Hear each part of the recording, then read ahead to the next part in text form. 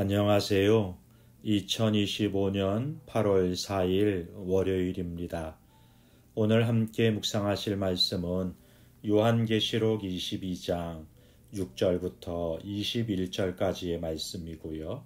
제목은 두 반응, 두 결말입니다. 요한계시록을 지난 한 달간 함께 묵상했습니다. 계시록은 우리의 상상이나 종교적 환상이 아니죠. 이 말씀은 살아계신 하나님의 음성이고 영원한 진리입니다. 우리가 지금 읽고 있는 요한계시록 22장은 이 성경 전체의 마지막 페이지이자 하나님께서 인류에게 마지막으로 남기신 말씀입니다. 그렇기에 이 말씀을 우리가 어떻게 받느냐에 따라서 우리의 현재와 영원은 완전히 달라질 것입니다. 오늘 본문 6절에서 말씀합니다. 이 말씀은 신실하고 참된지라. 네, 하나님께서 말씀하셨고 이 말씀은 반드시 이루어집니다. 이 말씀을 잊은 채 세상에 묻혀 사는 자는 멸망으로 나아가지만 이 말씀을 믿고 순종하는 자는 영원한 생명에 이르게 될 것입니다. 그렇다면 우리 주님께서 마지막으로 우리에게 강조하시는 것은 무엇일까요? 본문을 함께 살펴보죠. 첫 번째 단락이 6절부터 9절까지인데요. 예배는 오직 하나님께만 드려야 한다 말씀하십니다. 먼저 요한은 감격 가운데 천사 앞에 엎드려 경배합니다. 그런데 천사는 단호하게 거절해요. 나는 너와 같은 종이니 하나님께 경배하라. 이 말씀은 단순히 예절의 교정이 아닙니다. 이 장면은 신학적인 고백이고 시대를 향한 선포예요.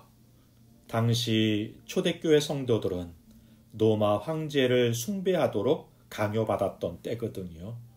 황제를 신으로 고백하지 않으면 직업을 잃고 생명을 잃을 수도 있었습니다. 이때 천사를 통해 주어지는 말씀은 명확해요. 경배는 오직 창조주 하나님께만 드려야 한다는 것입니다. 오늘 우리는 어떤가요? 사람을, 명예를, 돈을, 심지어 영적 지도자를 맹목적으로 따르지는 않습니까? 우리 시대는 하나님보다 사람을 두려워하게 만들고 하나님보다 자아를 높이는 문화 속에서 살아가고 있습니다. 그러나 복음은 선포합니다. 예배의 대상은 오직 하나님이시다. 주님 외에 그 어떤 존재도 우리의 무릎을 꿇게 할 자는 없습니다. 이 진리를 회복하지 못하면 그리스도인은 세상 속에서 방향을 잃게 되고요. 교회는 본질을 잃게 될 것입니다. 두 번째 단락이 10절부터 17절까지인데요. 속히 오리라. 거룩과 순종으로 준비하라 말씀하시네요. 주님은 반복해서 말씀하십니다. 보라, 내가 속히 오리니.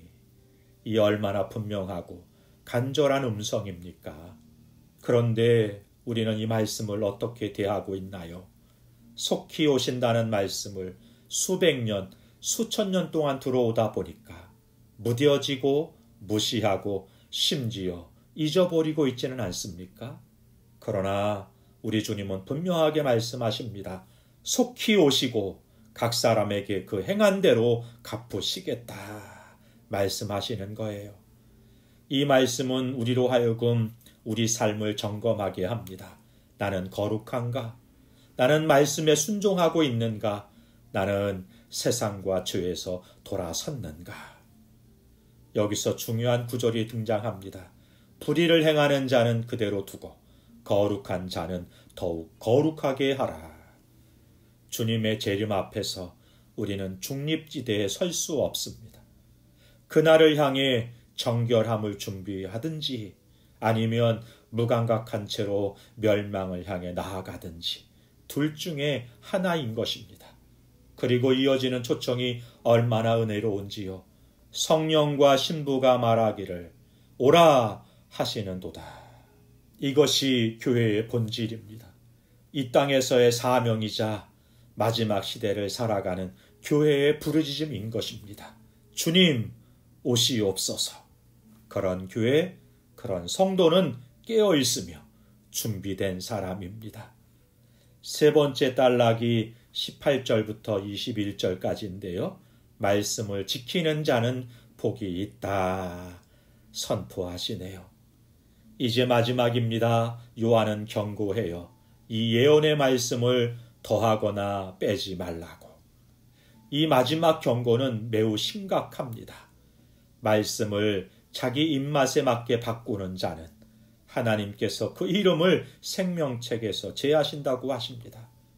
오늘날 이 경고는 너무나 필요한 말씀인 것 같아요. 오늘의 교회는 말씀을 그대로 선포하기를 두려워합니다. 복음은 분명한데 우리는 모호하게 말해요.